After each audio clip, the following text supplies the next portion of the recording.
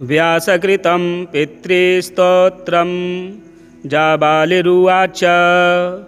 गुरोन्वद महाभाग वेदव्यास जगद्गुरो गुरूणां तारतम्यञ्च कस्मात् किं फलमुच्यते। व्यास उवाच। माता पिता गुरुः श्रेयान् ज्येष्ठभ्राता पितामहः श्वशुरो मातुलश्चैव तथा मातामहः स्मृतः। पितुर्ज्येष्ठः कनिष्ठश्च भ्राता ज्येष्ठा निजस्वसा। पितुः स्वसा जनन्याश्च स्वसा गुरुजनाः स्मृताः। पत्न्यः पितामहादीनां तथैव गुरवः स्मृताः। एतेषु हि पिता श्रेयान् गुरुरेव महागुरुः। पिता धर्मः पिता स्वर्गः पिता हि परमं तपः। पितरि प्रीतिमापन्ने प्रीयन्ते सर्वदेवताः। पिता यस्य क्वचिद्दृष्टो न तस्य कस्यचिद्गतिः। जपोदानं तपो होमः स्नानं तीर्थक्रियाविधिः। वृथैव तस्य सर्वाणि कर्माण्यन्यानि कानिचित्। करोति सर्वदेवेशं पितरं चानुतप्य यः। अनुतापः पितुस्तीव्रं विषं दहति यं सुतं। जपादिविफलं तत्र दग्धचित्युक्तबीजवत्। पित्रर्थे पुण्यकर्माणि कुर्यात् सर्वाणि सत्सुतः। तेनाननुमतोऽप्येवं कुर्वन्नेवावसीदति। यत्नात्तु पितरं यस्तु कियत्पुण्यञ्च कारयेत् स तत्पुण्यफलं कोटिगुणमाप्नोत्यसंशयम्। शृणु वक्ष्ये पितुः स्तोत्रं विष्णवे ब्रह्मणोदितं। नाभिपद्मोद्भवे येन तुष्टाव पितरं सतं। ब्रह्मोवाच। ॐ नमः पित्रे जन्मदात्रे सर्वदेवमयाय च सुखदाय प्रसन्नाय सुप्रीताय महात्मने सर्वयज्ञस्वरूपाय स्वर्गाय परमेष्ठिने सर्वतीर्थावलोकाय करुणासागराय च नमः। सदा सुतोषाय शिवरूपाय ते नमः। सदा पराधक्षमिणे सुखाय सुखदाय च दुर्लभं मानुषमिदं येन लब्धं मया वपुः। संभावनीयं धर्मार्थे तस्मै पित्रे नमो नमः। तीर्थस्नानतपोहोम जपादि यस्य दर्शनं महागुरोश्च गुरवे तस्मै पित्रे नमो नमः। यस्य प्रमाणस्तवनात् कोटिशः पितृतर्पणम् अश्वमेधशतैस्तुल्यं तस्मै पित्रे नमो नमः। इदं स्तोत्रं पितुः पुण्यं यः पठेत् प्रयतो नरः। प्रत्यहं प्रातरुत्थाय पितृश्राद्धदिनेऽपि च स्वजन्मदिवसे साक्षात् पितुरग्रे स्थितोऽपि वा न तस्य दुर्लभं किञ्चित् सर्वज्ञातादिवाञ्छितं। नानापकर्म कृत्वापि यः स्तौति पितरं सुतः स ध्रुवं प्रविधायैव प्रायश्चित्तं सुखी भवेत्। पितुः प्रीतिकरो नित्यं सर्वकर्माण्यर्थार्हति। सर्वकर्माण्यर्थार्हति। बृहद्धर्मपुराणे पितृमातृभक्तिर्नाम व्यासप्रोक्तं पितृस्तोत्रं सम्पूर्णम्। अथ सप्तमोऽध्यायः। श्रीभगवानुवाच। मय्यासक्तमनाः पार्थ योगं युञ्जन्नदाश्रयः असंशयं समग्रं मां यथा ज्ञास्यसि तच्छृणु। ज्ञानं तेऽहं सविज्ञानमिदं वक्ष्याम्यशेषतः। यज्ज्ञात्वा नेह भूयोऽन्यज् ज्ञातव्यमवशिष्यते। मनुष्याणां सहस्रेषु कश्चिद्यतति सिद्धये यततामपि सिद्धानां कश्चिन्मां वेत्ति तत्त्वतः। भूमिरापो नलो वायुः खं मनो बुद्धिरेव च। अहंकार इति यं मे भिन्ना प्रकृतिरष्टधा अपरेयमितस्त्वन्यां प्रकृतिं विद्धि मे परां जीवभूतां महाबाहो ययेदं धार्यते जगत् एतद्योनीनि भूतानि सर्वाणीत्युपधारय अहं कृत्स्नस्य जगतः प्रभवः प्रलयस्तथा मत्तः परतरं नान्यत् किञ्चिदस्ति धनञ्जय मयि सर्वमिदं प्रोतं सूत्रे मणिगणा इव रसोऽहमप्सु कौन्तेय प्रभास्मि शशिसूर्ययोः प्रणवः सर्ववेदेषु शब्दः खे पौरुषं नृषु पुण्यो गन्धः पृथिव्याञ्च तेजश्चास्मि विभावसौ जीवनं सर्वभूतेषु तपश्चास्मि तपस्विषु बीजं मां सर्वभूतानां विद्धि पार्थ सनातनं बुद्धिर्बुद्धिमतामस्मि तेजस्तेजस्विनामहं बलं बलवतां चाहं कामरागविवर्जितं धर्माविरुद्धो भूतेषु कामोऽस्मि भर्तर्षभ ये चैव सात्विका भावा राजसास्तामसाश्च ये मत्त एवेति तान् विद्धि न त्वहं तेषु ते मयि त्रिभिर्गुणमयैर्भावैरेभिः सर्वमिदं जगत् मोहितं नाभिजानाति मामेभ्यः परमव्ययं दैवी हेषा गुणमयी मम माया दुरत्यया मामेव ये प्रपद्यन्ते मायामेतां तरन्ति ते न मां दुष्कृतिनो मूढाः प्रपद्यन्ते नराधमाः माययापहृतज्ञाना आसुरं भावमाश्रिताः चतुर्विधा भजन्ते मां जनाः सुकृतिनोऽर्जुन आर्तो जिज्ञासुरर्थार्थी ज्ञानी च भरतर्षभ तेषां ज्ञानी नित्ययुक्त एकभक्तिर्विशिष्यते प्रियो हि ज्ञानिनोत्यर्थ महं स च मम प्रियः उदाराः सर्व एवैते ज्ञानी त्वात्मैव मे मतम् आस्थितः स हि युक्तात्मा मामेवानुत्तमां गतिम् बहूनां जन्मनामन्ते ज्ञानवान् मां प्रपद्यते वासुदेवः सर्वमिति स महात्मा सुदुर्लभः कामैस्तैस्तैर्हृतज्ञानाः प्रपद्यन्ते अन्यदेवताः तं तं नियममास्थाय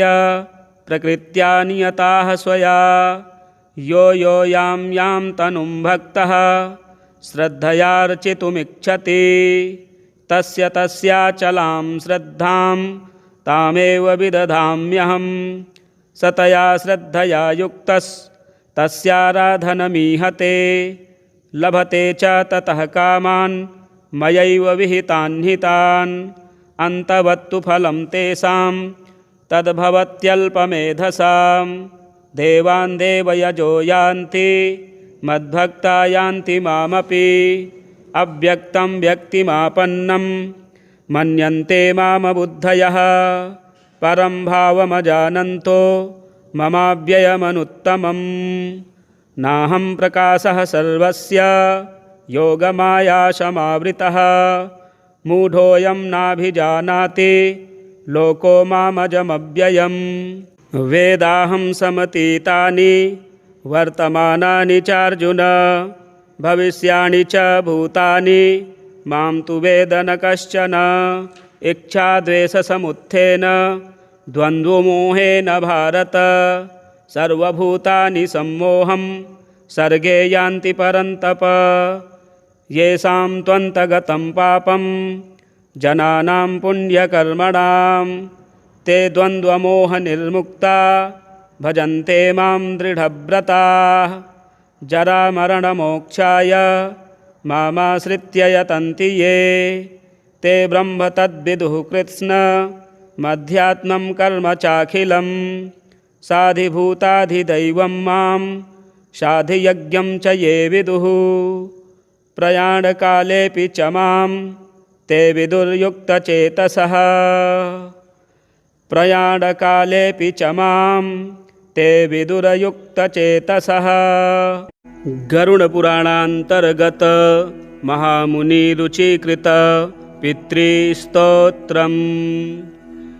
रुचिरुवाच। नमस्येऽहं पितॄन् भक्त्या ये वसन्त्यधिदेवतं। देवैरपि हि तर्प्यन्ते ये श्राद्धेषु स्वधोत्तरैः। नमस्येऽहं पितॄन् स्वर्गे ये तर्प्यन्ते महर्षिभिः। श्राद्धैर्मनोमयैर्भक्त्या भुक्तिमुक्तिमभीप्सुभिः। नमस्येऽहं पितॄन् स्वर्गे सिद्धाः सन्तर्पयन्ति यान्। श्राद्धेषु दिव्यैः सकलैरुपहारैरनुत्तमैः। नमस्येऽहं पितॄन् भक्त्या येऽर्च्यन्ते गुह्यकैर्दिवि। तन्मयत्वेन वाञ्छद्भिर्रिद्धिमात्यन्तिकीं परां। नमस्येऽहं पितॄन् मर्त्यैरर्च्यन्ते भुवि ये सदा। श्राद्धेषु श्रद्धयाभीष्टलोकपुष्टिप्रदायिनः। नमस्येऽहं पितॄन् विप्रैरर्च्यन्ते भुवि ये सदा। वाञ्छिताभीष्टलाभाय प्राजापत्यप्रदायिनः। नमस्येऽहं पितृन्येवैतर्प्यन्तेरण्यवासिभिः। वन्यैः श्राद्धैर्यताहारैस्तपो निर्धूतकल्मषैः। नमस्येऽहं पितॄन् विप्रैर्नैष्ठिकैर्धर्मचारिभिः। ये संयतात्मभिर्नित्यं सन्तर्प्यन्ते समाधिभिः। नमस्येऽहं पितॄन् श्राद्धैराजन्यास्तर्पयन्ति यान्। कव्यैरशेषैर्विधिवल्लोकद्वयफलप्रदान्। नमस्येऽहं पितॄन् वस्यैरर्च्यन्ते भुवि ये सदा। स्वकर्माभिरतैर्नित्यं पुष्पधूपान्नवारिभिः। नमस्येऽहं पितॄन् श्राद्धे शूद्रैरपि च भक्तितः।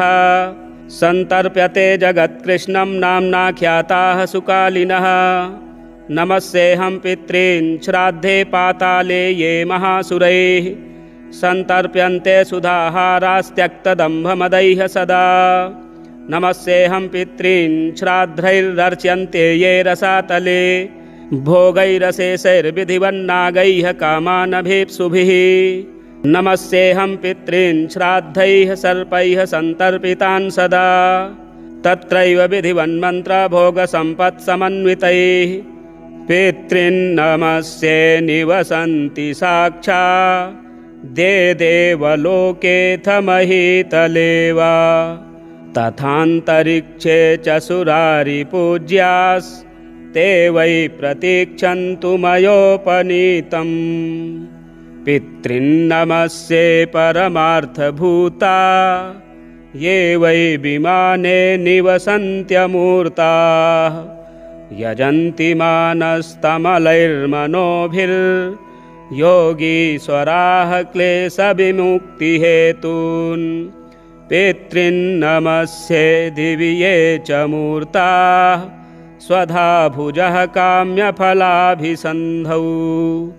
प्रदानशक्ताः सकलेप्सितानां विमुक्तिदायेनाभिसंहितेषु। तृप्यन्तु तेऽस्मिन् पितरः समस्ता इच्छावतां ये प्रदिशन्ति कामान्। सुरत्वमिन्द्रत्वमितोऽधिकं वा गजास्वरत्नानि महागृहाणि। सोमस्य ये रश्मिषु येऽर्कबिम्बे शुक्ले विमाने च सदा वसन्ति। तृप्यन्तु तेऽस्मिन् पितरोन्नतो यैर्गन्धादिना पुष्टिमितो व्रजन्तु। येषां हुतेऽग्नौ हविषा च तृप्तिर् ये भुञ्जते विप्रशरीरसंस्थाः। ये पिण्डदानेन मुदं प्रयान्ति तृप्यन्तु तेऽस्मिन् पितरोन्नतो यैः। ये खड्गमांसेन सुरैरभीष्टैः कृष्णैस्तिलैर्दिव्यमनोहरैश्च कालेन शाकेन महर्षिवर्यैः सम्प्रीणितास्ते मुदमत्र यान्तु।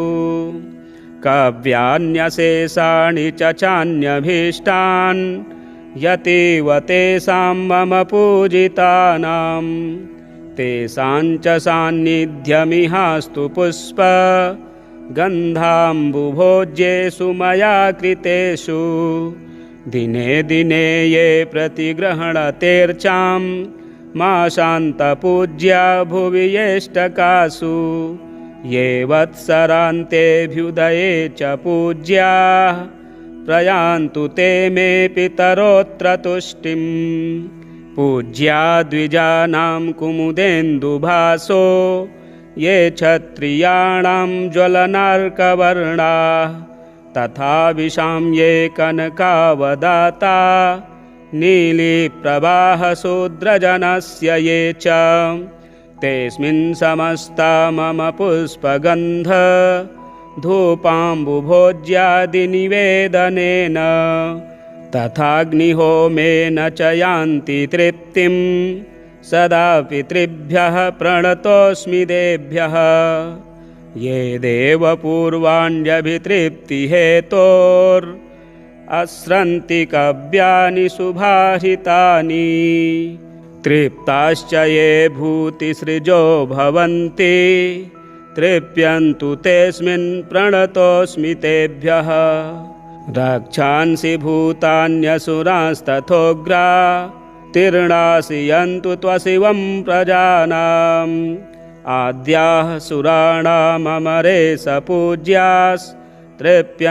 तेऽस्मिन् प्रणतोऽस्मि तेभ्यः अग्निष्वात्ता बहिर्खद आज्यपाः सोमपास्तथा व्रजन्तु तृप्तिं श्राद्धेऽस्मिन् पितरस्तर्पिता मया अग्निष्वात्ताः पितृगणाः प्राचीं रक्षन्तु मे दिशं तथा बहिर्खदः पान्तु यां यां मे पितरः सदा प्रतीचीमाज्यपास्तद्वद् दुदीचीमपि सोमपाः रक्षो भूतपिशाचेभ्यस्तथैवासुरदोषतः सर्वतः पितरो रक्षां कुर्वन्तु मम नित्यशः विश्वो विश्वभुगाराध्यो धर्मो धन्यः शुभाननः भूतिदो भूतिकृद्भूतिः पितॄणां ये गणा नव कल्याणः कल्यदः कर्ता कल्यः कल्यतराश्रयः कल्यता हेतुरनघः षडिमे ते गणाः स्मृताः वरो वरेण्यो वरदस्तुष्टिदः पुष्टिदस्तथा विश्वपाता तथा धाता सप्तैते च गणाः स्मृताः महान्माहात्मा महितो महिमावान् महाबलः गणाः पञ्च तथैवैते पितॄणां पापनाशनाः सुखदो धनदश्चान्यो धर्मदोऽन्यश्च भूतिदः पितॄणां कथ्यते चैव तथा गणचतुष्टयम् एकत्रिंशत् पितृगणा यैर्व्याप्तमखिलं जगत् त एवात्र पितृगणास्तुष्यन्तु च मदाहितात् मार्कण्डेय उवाच एवं तु स्तुवतस्तस्य तेजसो राशिरुच्छ्रितः प्रादुर्बभूव सहसा गगनव्याप्तिकारकः तद्दृष्ट्वा सुमहत्तेजः समाच्छाद्य स्थितं जगत् जानुभ्यामवनीं गत्वा रुचिः स्तोत्रमिदं जगौ रुचिरुवाच अर्चितानाममूर्तानां पितॄणां दीप्ततेजसां नमस्यामि सदा तेषां ध्यानिनां दिव्यचक्षुषाम् इन्द्रादीनां च नेतारो दक्षमारीचयोस्तथा सप्तर्षोणां तथान्येषां तान् नमस्यामि कामदान् मन्वादीनां च नेतारः सूर्यचन्द्रमसोस्तथा तान् नमस्याम्यहं सर्वान् पितॄन्नप्युदधावपि नक्षत्राणां ग्रहाणां च वायुअग्नयोर्नभसस्तथा द्यावा पृथिव्योश्च तथा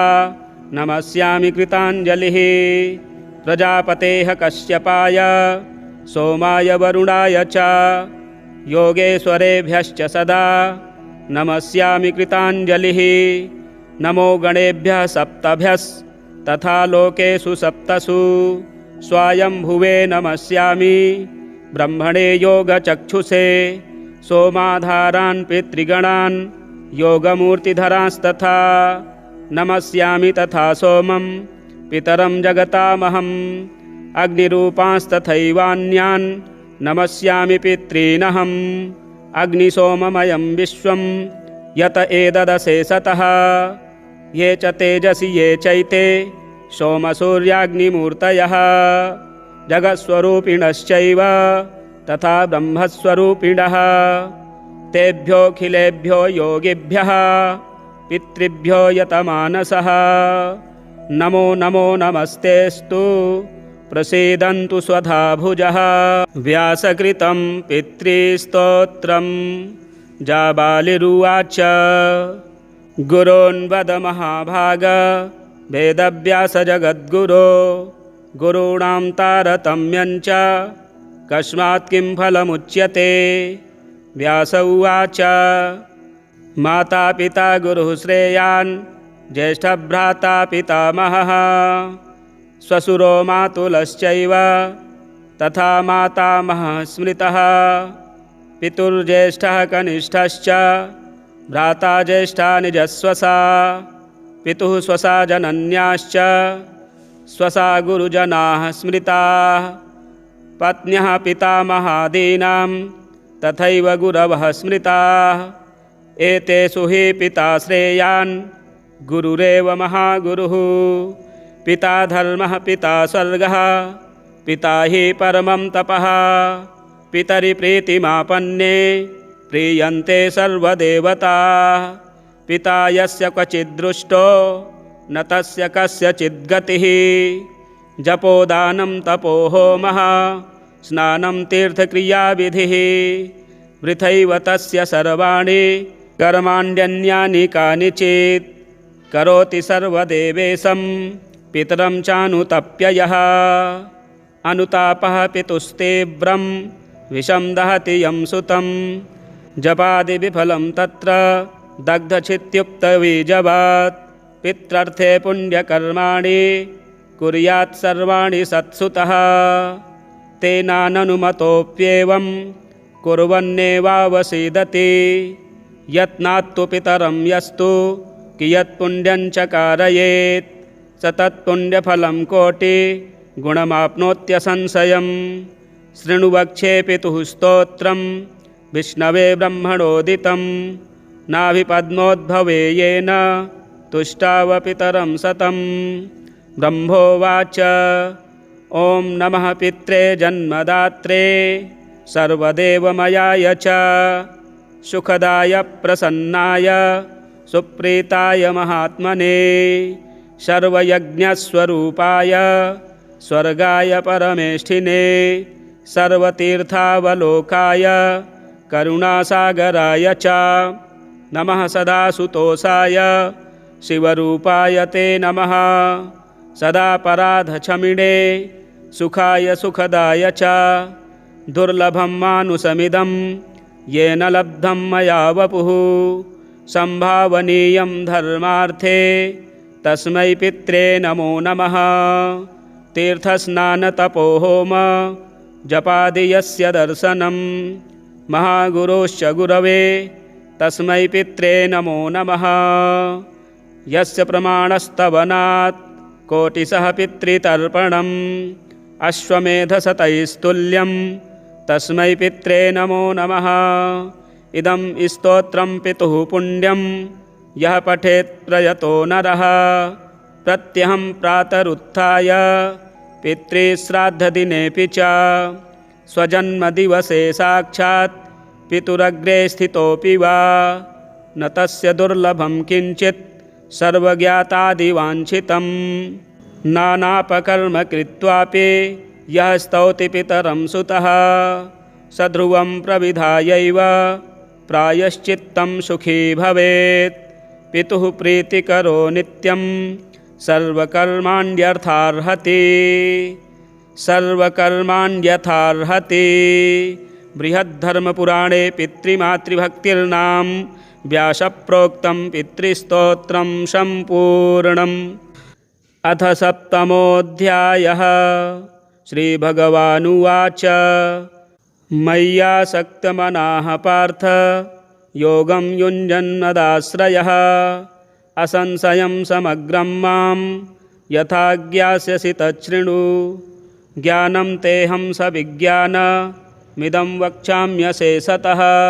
यज्ज्ञात्वा नेह भूयोऽन्यज् ज्ञातव्यमवशिष्यते। मनुष्याणां सहस्रेषु कश्चिद्यतति सिद्धये यततामपि सिद्धानां कश्चिन्मां वेत्ति तत्त्वतः। भूमिरापो नलो वायुः खं मनो बुद्धिरेव च। अहङ्कार इति यं मे भिन्ना प्रकृतिरष्टधा। अपरेयमितस्त्वन्यां प्रकृतिं विद्धि मे पराम्। जीवभूतां महाबाहो ययेदं धार्यते जगत् एतद्योनीनि भूतानि सर्वाणीत्युपधारय। अहं कृत्स्नस्य जगतः प्रभवः प्रलयस्तथा मत्तः परतरं नान्यत् किञ्चिदस्ति धनञ्जय। मयि सर्वमिदं प्रोतं सूत्रे मणिगणा इव। रसोऽहमप्सु कौन्तेय प्रभास्मि शशिसूर्ययोः। प्रणवः सर्ववेदेषु शब्दः खे पौरुषं नृषु। पुण्यो गन्धः पृथिव्याञ्च तेजश्चास्मि विभावसौ। जीवनं सर्वभूतेषु तपश्चास्मि तपस्विषु। बीजं मां सर्वभूतानां विद्धि पार्थ सनातनं। बुद्धिर्बुद्धिमतामस्मि तेजस्तेजस्विनामहम्। बलं बलवतां चाहं कामरागविवर्जितं। धर्माविरुद्धो भूतेषु कामोऽस्मि भर्तर्षभ।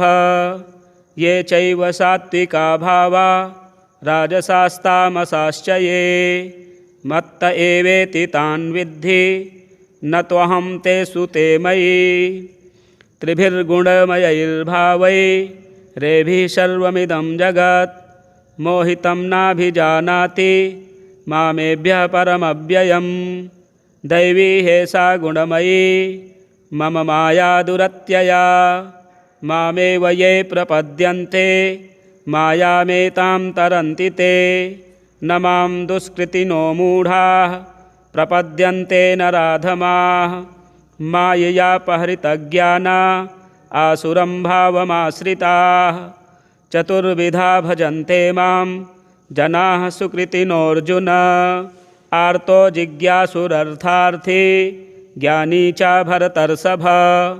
तेषां ज्ञानी नित्ययुक्त एकभक्तिर्विशिष्यते। प्रियो हि ज्ञानिनोत्यर्थमहं स च मम प्रियः।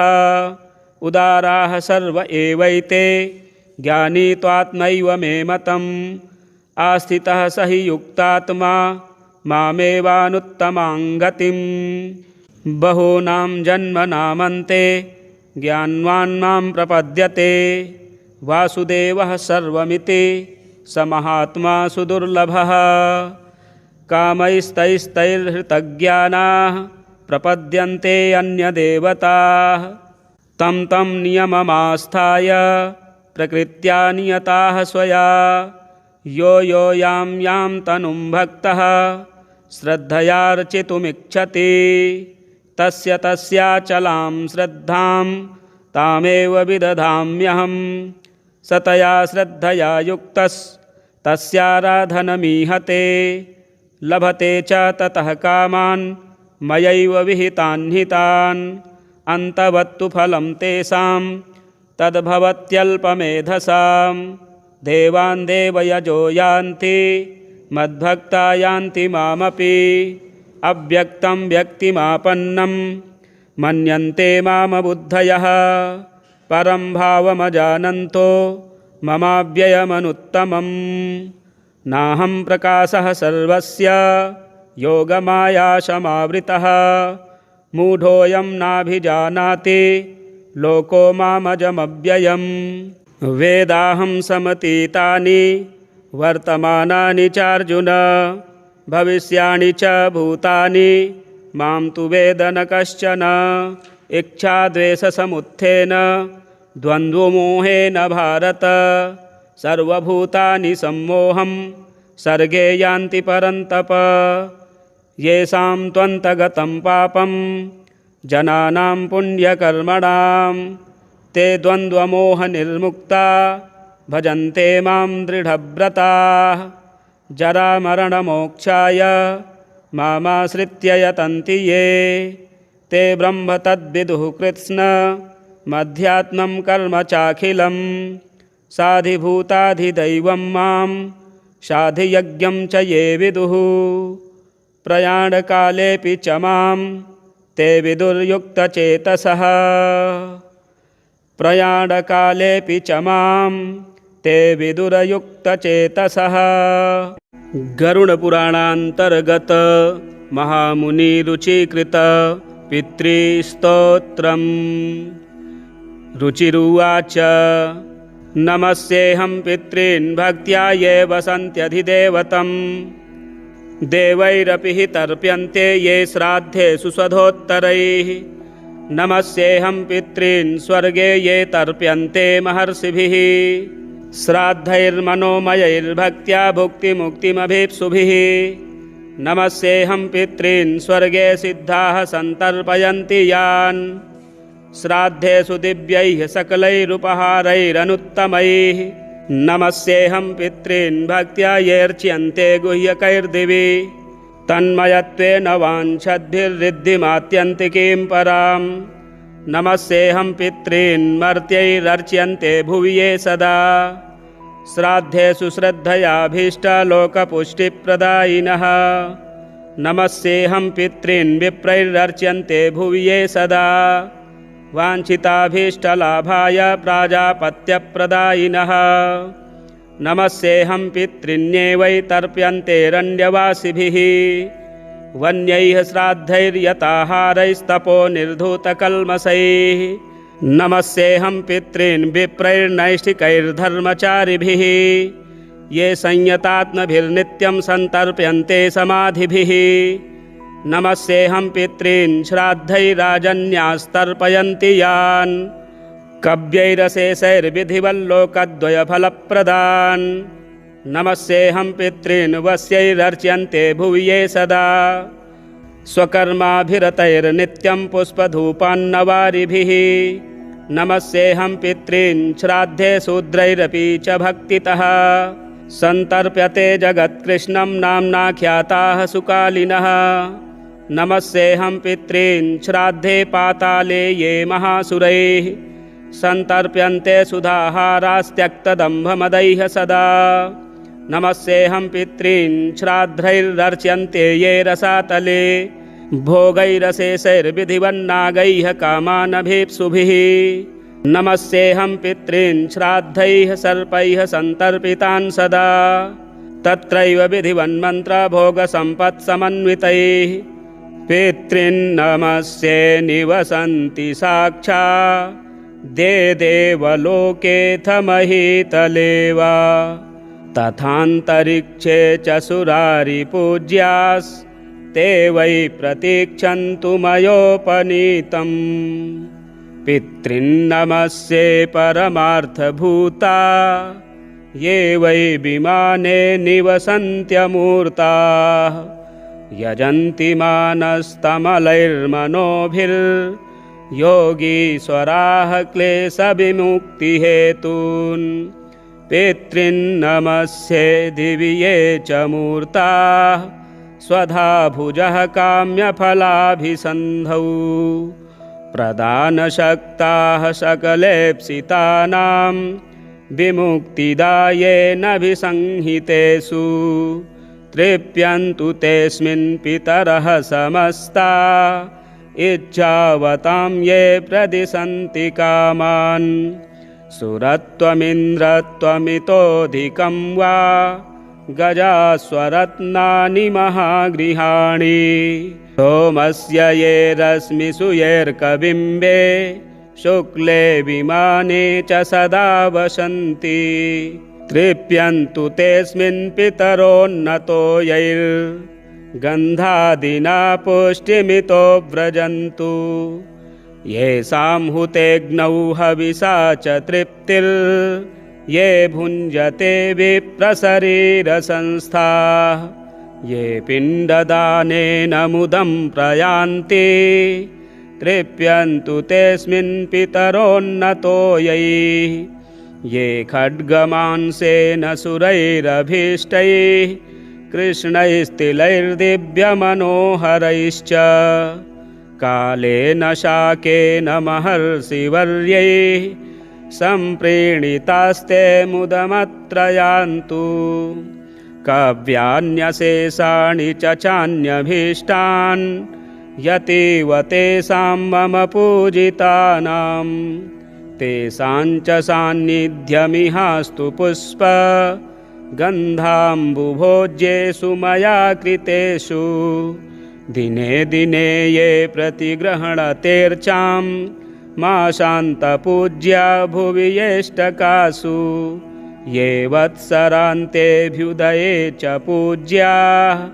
प्रयान्तु ते मे पितरोऽत्र तुष्टिं पूज्या द्विजानां कुमुदेन्दुभासो ये क्षत्रियाणां ज्वलनार्कवर्णाः तथा विशां ये कनकावदाता नीलिप्रवाहशूद्रजनस्य ये च तेऽस्मिन् समस्ता मम पुष्पगन्ध धूपाम्बुभोज्यादिनिवेदनेन तथाग्निहोमेन च यान्ति तृप्तिं सदा पितृभ्यः प्रणतोऽस्मि देभ्यः ये देवपूर्वाण्यभितृप्तिहेतोरस्रन्ति काव्यानि सुभाषितानि तृप्ताश्च ये भूतिसृजो भवन्ति तृप्यन्तु तेऽस्मिन् प्रणतोऽस्मि तेभ्यः रक्षांसि भूतान्यसुरांस्तथोग्रा तीर्णासि यन्तु त्वशिवं प्रजानाम् आद्याः सुराणाममरेश पूज्यास्तृप्यन्तु तेऽस्मिन् प्रणतोऽस्मि तेभ्यः अग्निष्वात्ता बहिर्खद आज्यपाः सोमपास्तथा व्रजन्तु तृप्तिं श्राद्धेऽस्मिन् पितरस्तर्पिता मया अग्निष्वात्ताः पितृगणाः प्राचीं रक्षन्तु मे दिशं तथा बहिर्खदः पान्तु यां यां मे पितरः सदा प्रतीचीमाज्यपास्तद्वद् दुदीचीमपि सोमपाः रक्षो भूतपिशाचेभ्यस्तथैवासुरदोषतः सर्वतः पितरो रक्षां कुर्वन्तु मम नित्यशः विश्वो विश्वभुगाराध्यो धर्मो धन्यः शुभाननः भूतिदो भूतिकृद्भूतिः पितॄणां ये गणा नव कल्याणः कल्यदः कर्ता कल्यः कल्यतराश्रयः कल्यता हेतुरनघः षडिमे ते गणाः स्मृताः वरो वरेण्यो वरदस्तुष्टिदः पुष्टिदस्तथा विश्वपाता तथा धाता सप्तैते च गणाः स्मृताः महान् माहात्मा महितो महिमावान् महाबलः गणाः पञ्च तथैवैते पितॄणां पापनाशनाः सुखदो धनदश्चान्यो धर्मदोऽन्यश्च भूतिदः पितॄणां कथ्यते चैव तथा गणचतुष्टयम् एकत्रिंशत् पितृगणा यैर्व्याप्तमखिलं जगत् त एवात्र पितृगणास्तुष्यन्तु च मदाहितात् मार्कण्डेय उवाच एवं तु स्तुवतस्तस्य तेजसो राशिरुच्छ्रितः प्रादुर्बभूव सहसा गगनव्याप्तिकारकः तद्दृष्ट्वा सुमहत्तेजः समाच्छाद्य स्थितं जगत् जानुभ्यामवनीं गत्वा रुचिः स्तोत्रमिदं जगौ रुचिरुवाच अर्चितानाममूर्तानां पितॄणां दीप्ततेजसां नमस्यामि सदा तेषां ध्यानिनां दिव्यचक्षुषाम् इन्द्रादीनां च नेतारो दक्षमारीचयोस्तथा सप्तर्षोणां तथान्येषां तान् नमस्यामि कामदान् मन्वादीनां च नेतारः सूर्यचन्द्रमसोस्तथा तान् नमस्याम्यहं सर्वान् पितॄन्नप्युदधावपि नक्षत्राणां ग्रहाणां च वायुअग्नयोर्नभसस्तथा द्यावापृथिव्योश्च तथा नमस्यामि कृताञ्जलिः प्रजापतेः कश्यपाय सोमाय वरुणाय च योगेश्वरेभ्यश्च सदा नमस्यामि कृताञ्जलिः नमो गणेभ्यः सप्तभ्यस्तथा लोकेषु सप्तसु स्वायम्भुवे नमस्यामि ब्रह्मणे योगचक्षुषे सोमाधारान् पितृगणान् योगमूर्तिधरांस्तथा नमस्यामि तथा सोमं पितरं जगतामहम् अग्निरूपांस्तथैवान्यान् नमस्यामि पितॄनहम् अग्निसोममयं विश्वं यत एतदशेषतः ये च तेजसि ये चैते सोमसूर्याग्निमूर्तयः जगत्स्वरूपिणश्चैव तथा ब्रह्मस्वरूपिणः तेभ्योऽखिलेभ्यो योगिभ्यः पितृभ्यो यतमानसः नमो नमो नमस्तेस्तु प्रसीदन्तु स्वधा भुजः व्यासकृतं पितृस्तोत्रम् जाबालिरुवाच गुरोन्वद महाभाग वेदव्यास जगद्गुरो गुरूणां तारतम्यञ्च कस्मात् किं फलमुच्यते व्यास उवाच माता पिता गुरुः श्रेयान् ज्येष्ठभ्राता पितामहः श्वशुरो मातुलश्चैव तथा मातामहः स्मृतः पितुर्ज्येष्ठः कनिष्ठश्च भ्राता ज्येष्ठा निजस्वसा पितुः स्वसा जनन्याश्च स्वसा गुरुजनाः स्मृताः पत्न्यः पितामहादीनां तथैव गुरवः स्मृताः एतेषु हि पिता श्रेयान् गुरुरेव महागुरुः पिता धर्मः पिता स्वर्गः पिता हि परमं तपः पितरि प्रीतिमापन्ने प्रीयन्ते सर्वदेवताः पिता यस्य क्वचिद्दृष्टो न तस्य कस्यचिद्गतिः जपोदानं तपो होमः स्नानं तीर्थक्रियाविधिः वृथैव तस्य सर्वाणि कर्माण्यन्यानि कानिचित् करोति सर्वदेवेशं पितरं चानुतप्ययः अनुतापः पितुस्तीव्रं विषं दहति यं सुतं जपादिविफलं तत्र दग्धचित्युक्तबीजवत्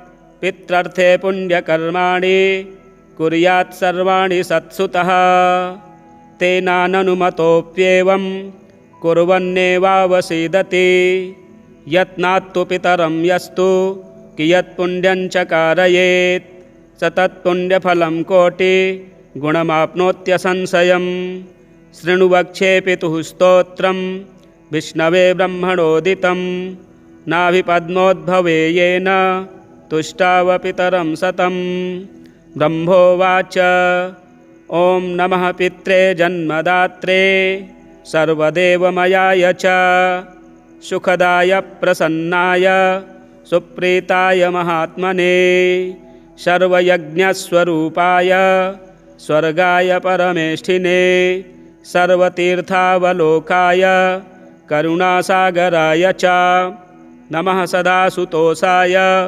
शिवरूपाय ते नमः सदा पराधक्षमिणे सुखाय सुखदाय च दुर्लभं मानुषमिदं येन लब्धं मया वपुः संभावनीयं धर्मार्थे तस्मै पित्रे नमो नमः तीर्थस्नानतपोहोम जपादि यस्य दर्शनं महागुरोश्च गुरवे तस्मै पित्रे नमो नमः यस्य प्रमाणस्तवनात् कोटिशः पितृतर्पणम् अश्वमेधशतैस्तुल्यं तस्मै पित्रे नमो नमः इदं स्तोत्रं पितुः पुण्यं यः पठेत् प्रयतो नरः प्रत्यहं प्रातरुत्थाय पितृश्राद्धदिनेऽपि च स्वजन्मदिवसे साक्षात् पितुरग्रे स्थितोऽपि वा न तस्य दुर्लभं किञ्चित् सर्वज्ञातादिवाञ्छितं नानापकर्म कृत्वापि यः स्तौति पितरं सुतः स ध्रुवं प्रविधायैव प्रायश्चित्तं सुखी भवेत्। पितुः प्रीतिकरो नित्यं सर्वकर्माण्यर्थार्हति बृहद्धर्मपुराणे पितृमातृभक्तिर्नाम व्यासप्रोक्तं पितृस्तोत्रं सम्पूर्णम्।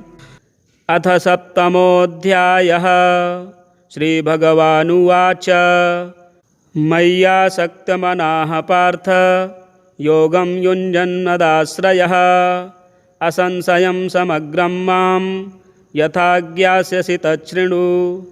ज्ञानं तेऽहं सविज्ञानमिदं वक्ष्याम्यशेषतः यज्ज्ञात्वा नेह भूयोऽन्यज् ज्ञातव्यमवशिष्यते। मनुष्याणां सहस्रेषु कश्चिद्यतति सिद्धये यततामपि सिद्धानां कश्चिन्मां वेत्ति तत्त्वतः। भूमिरापो नलो वायुः खं मनो बुद्धिरेव च अहंकार इति यं मे भिन्ना प्रकृतिरष्टधा अपरेयमितस्त्वन्यां प्रकृतिं विद्धि मे परां।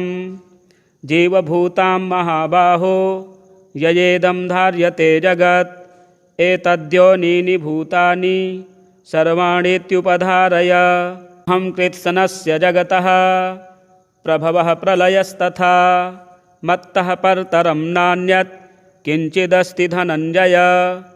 मयि सर्वमिदं प्रोतं सूत्रे मणिगणा इव रसोऽहमप्सु कौन्तेय प्रभास्मि शशिसूर्ययोः। प्रणवः सर्ववेदेषु शब्दः खे पौरुषं नृषु। पुण्यो गन्धः पृथिव्याञ्च तेजश्चास्मि विभावसौ। जीवनं सर्वभूतेषु तपश्चास्मि तपस्विषु। बीजं मां सर्वभूतानां विद्धि पार्थ सनातनं। बुद्धिर्बुद्धिमतामस्मि तेजस्तेजस्विनामहं। बलं बलवतां चाहं कामरागविवर्जितं। धर्माविरुद्धो भूतेषु कामोऽस्मि भर्तर्षभ। ये चैव सात्विका भावा राजसास्तामसाश्च ये मत्त एवेति तान् विद्धि न त्वहं तेषु ते मयि। त्रिभिर्गुणमयैर्भावैरेभिः सर्वमिदं जगत् मोहितं नाभिजानाति मामेभ्यः परमव्ययम्। दैवी हेषा गुणमयी मम माया दुरत्यया। मामेव ये प्रपद्यन्ते मायामेतां तरन्ति ते। न मां दुष्कृतिनो मूढाः प्रपद्यन्ते नराधमाः। माययापहृतज्ञाना आसुरं भावमाश्रिताः। चतुर्विधा भजन्ते मां जनाः सुकृतिनोऽर्जुन। आर्तो जिज्ञासुरर्थार्थी ज्ञानी च भरतर्षभ। तेषां ज्ञानी नित्ययुक्त एकभक्तिर्विशिष्यते। प्रियो हि ज्ञानिनोत्यर्थमहं स च मम प्रियः। उदाराः सर्व एवैते ज्ञानी त्वात्मैव मे मतम्। आस्थितः स हि युक्तात्मा मामेवानुत्तमां गतिम्। बहूनां जन्मनामन्ते ज्ञानवान् मां प्रपद्यते। वासुदेवः सर्वमिति स महात्मा सुदुर्लभः। कामैस्तैस्तैर्हृतज्ञानाः प्रपद्यन्ते अन्यदेवताः। तं तं नियममास्थाय प्रकृत्या नियताः स्वया। यो यो यां यां तनुं भक्तः श्रद्धयार्चितुमिच्छति तस्य तस्याचलां श्रद्धां तामेव विदधाम्यहम्। सतया श्रद्धया युक्तस्तस्याराधनमीहते लभते च ततः कामान् मयैव विहितान् हितान्।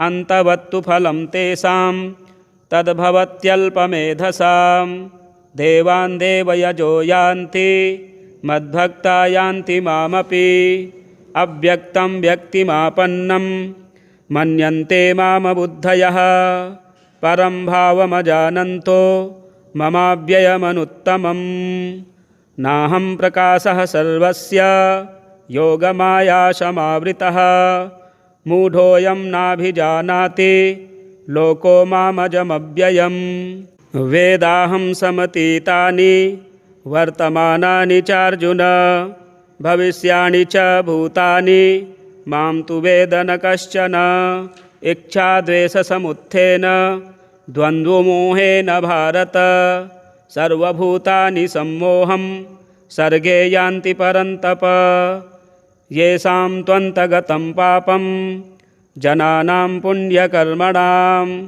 ते द्वन्द्वमोहनिर्मुक्ता भजन्ते मां दृढव्रताः जरामरणमोक्षाय मामाश्रित्य यतन्ति ये ते ब्रह्म तद्विदुः कृत्स्न मध्यात्मं कर्म चाखिलं साधिभूताधिदैवं मां साधियज्ञं च ये विदुः प्रयाणकालेऽपि च मां ते विदुर्युक्तचेतसः प्रयाणकालेऽपि च मां ते विदुरयुक्तचेतसः। गरुडपुराणान्तर्गत महामुनिरुचिकृत पितृस्तोत्रम्। रुचिरुवाच नमस्येऽहं पितॄन् भक्त्या ये वसन्त्यधिदेवतम् देवैरपि हि तर्प्यन्ते ये श्राद्धेषु स्वधोत्तरैः नमस्येऽहं पितॄन् स्वर्गे ये तर्प्यन्ते महर्षिभिः श्राद्धैर्मनोमयैर्भक्त्या भुक्तिमुक्तिमभीप्सुभिः नमस्येऽहं पितॄन् स्वर्गे सिद्धाः सन्तर्पयन्ति यान् श्राद्धेषु दिव्यैः सकलैरुपहारैरनुत्तमैः नमस्येऽहं पितॄन् भक्त्या येऽर्च्यन्ते गुह्यकैर्दिवि तन्मयत्वेन वाञ्छद्भिर्रिद्धिमात्यन्तिकीं परां नमस्येऽहं पितॄन् मर्त्यैरर्च्यन्ते भुवि ये सदा श्राद्धेषु श्रद्धयाभीष्टलोकपुष्टिप्रदायिनः नमस्येऽहं पितॄन् विप्रैरर्च्यन्ते भुवि ये सदा वाञ्छिताभीष्टलाभाय प्राजापत्यप्रदायिनः नमस्येऽहं पितॄन्ये तर्प्यन्तेरण्यवासिभिः वन्यैः श्राद्धैर्यताहारैस्तपो निर्धूतकल्मषैः नमस्येऽहं पितॄन् विप्रैर्नैष्ठिकैर्धर्मचारिभिः ये संयतात्मभिर्नित्यं सन्तर्प्यन्ते समाधिभिः नमस्येऽहं पितॄन् श्राद्धैराजन्यास्तर्पयन्ति यान् कव्यैरशेषैर्विधिवल्लोकद्वयफलप्रदान् नमस्येऽहं पितॄन् वस्यैरर्च्यन्ते भुवि ये सदा स्वकर्माभिरतैर्नित्यं पुष्पधूपान्नवारिभिः नमस्येऽहं पितॄन् श्राद्धे शूद्रैरपि च भक्तितः सन्तर्प्यते जगत्कृष्णं नाम्नाख्याताः सुकालिनः नमस्येऽहं पितॄन् श्राद्धे पाताले ये महासुरैः सन्तर्प्यन्ते सुधाहारास्त्यक्तदम्भमदैः सदा नमस्येऽहं पितॄन् श्राद्धैरर्च्यन्ते ये रसातले भोगैरशेषैर्विधिवन्नागैः कामानभीप्सुभिः नमस्येऽहं पितॄन् श्राद्धैः सर्पैः सन्तर्पितान् सदा तत्रैव विधिवन्मन्त्रभोगसम्पत्समन्वितैः पितॄन्नमस्ये निवसन्ति साक्षात् देवलोकेऽथ महीतले वा तथान्तरिक्षे च सुरारिपूज्यास्ते वै प्रतीक्षन्तु मयोपनीतम् पितॄन्नमस्ये परमार्थभूता ये वै विमाने निवसन्त्यमूर्ताः यजन्ति मानस्तमलैर्मनोभिर्योगीश्वराः क्लेशविमुक्तिहेतून् पितॄन्नमस्ये दिवि ये च मूर्ताः स्वधा भुजः काम्यफलाभिसन्धौ प्रदानशक्ताः सकलेप्सितानां विमुक्तिदायेनभिसंहितेषु तृप्यन्तु तेऽस्मिन् पितरः समस्ता इच्छावतां ये प्रदिशन्ति कामान् सुरत्वमिन्द्रत्वमितोऽधिकं वा गजास्वरत्नानि महागृहाणि सोमस्य ये रश्मिषु येऽर्कबिम्बे शुक्ले विमाने च सदा वसन्ति तृप्यन्तु तेऽस्मिन् पितरोन्नतो यैर्गन्धादिना पुष्टिमितो व्रजन्तु येषां हुतेऽग्नौ हविषा च तृप्तिर् ये भुञ्जते विप्रशरीरसंस्थाः ये पिण्डदानेन मुदं प्रयान्ति तृप्यन्तु तेऽस्मिन् पितरोन्नतो यैः ये खड्गमांसेन सुरैरभीष्टैः कृष्णैस्तिलैर्दिव्यमनोहरैश्च कालेन शाकेन महर्षिवर्यैः सम्प्रीणितास्ते मुदमत्र यान्तु काव्यान्यशेषाणि च चान्यभीष्टान् यतीव तेषां मम पूजितानां तेषां च सान्निध्यमिहास्तु पुष्प गन्धाम्बुभोज्येषु मया कृतेषु दिने दिने ये प्रतिगृह्णतेऽर्चां माशान्तपूज्या भुवि येष्टकासु ये वत्सरान्तेऽभ्युदये च पूज्याः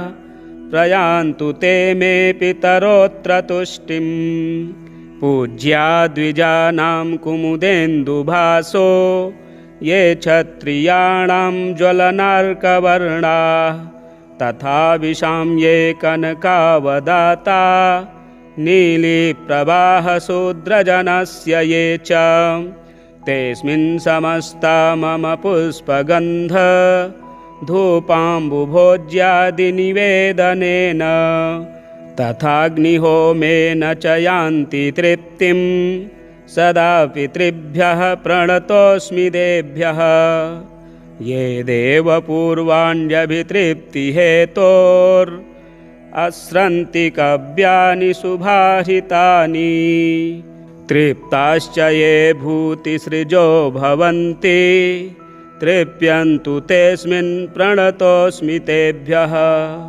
रक्षांसि भूतान्यसुरांस्तथोग्रा तीर्णासि त्वशिवं प्रजानाम् आद्याः सुराणाममरेश पूज्यास्तृप्यन्तु तेऽस्मिन् प्रणतोऽस्मि तेभ्यः अग्निष्वात्ता बहिर्खद आज्यपाः सोमपास्तथा व्रजन्तु तृप्तिं श्राद्धेऽस्मिन् पितरस्तर्पिता मया अग्निष्वात्ताः पितृगणाः प्राचीं रक्षन्तु मे दिशं तथा बहिर्खदः पान्तु यां यां मे पितरः सदा प्रतीचीमाज्यपास्तद्वद् दुदीचीमपि सोमपाः रक्षो भूतपिशाचेभ्यस्तथैवासुरदोषतः सर्वतः पितरो रक्षां कुर्वन्तु मम नित्यशः विश्वो विश्वभुगाराध्यो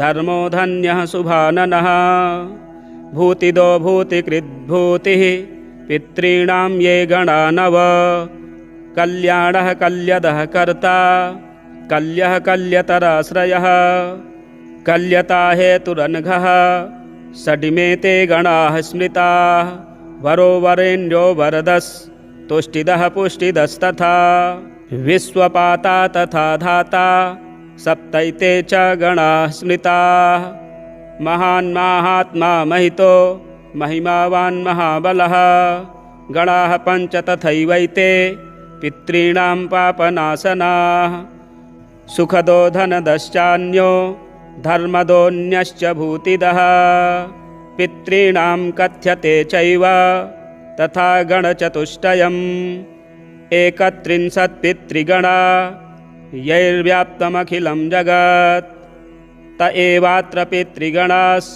तुष्यन्तु च मदाहितात्। मार्कण्डेय उवाच एवं तु स्तुवतस्तस्य तेजसो राशिरुच्छ्रितः प्रादुर्बभूव सहसा गगनव्याप्तिकारकः। तद्दृष्ट्वा सुमहत्तेजः समाच्छाद्य स्थितं जगत्। जानुभ्यामवनीं गत्वा रुचिः स्तोत्रमिदं जगौ। रुचिरुवाच अर्चितानाममूर्तानां पितॄणां दीप्ततेजसां नमस्यामि सदा तेषां ध्यानिनां दिव्यचक्षुषाम्। इन्द्रादीनां च नेतारो दक्षमारीचयोस्तथा सप्तर्षोणां तथान्येषां तान् नमस्यामि कामदान्। मन्वादीनां च नेतारः सूर्याचन्द्रमसोस्तथा तान् नमस्याम्यहं सर्वान् पितॄन्नप्युदधावपि। नक्षत्राणां ग्रहाणां च वायुअग्नयोर्नभसस्तथा द्यावा पृथिव्योश्च तथा नमस्यामि कृताञ्जलिः। प्रजापतेः कश्यपाय सोमाय वरुणाय च योगेश्वरेभ्यश्च सदा नमस्यामि कृताञ्जलिः। नमो गणेभ्यः सप्तभ्यस्तथा लोकेषु सप्तसु स्वायम्भुवे नमस्यामि ब्रह्मणे योगचक्षुषे। सोमाधारान् पितृगणान् योगमूर्तिधरांस्तथा नमस्यामि तथा सोमं पितरं जगतामहम्। अग्निरूपांस्तथैवान्यान् नमस्यामि पितॄनहम्। अग्निसोममयं विश्वं यत एतदशेषतः ये च तेजसि ये चैते सोमसूर्याग्निमूर्तयः जगत्स्वरूपिणश्चैव तथा ब्रह्मस्वरूपिणः। तेभ्योऽखिलेभ्यो योगिभ्यः पितृभ्यो यतमानसः नमो नमो नमस्तेस्तु प्रसीदन्तु स्वधा भुजः।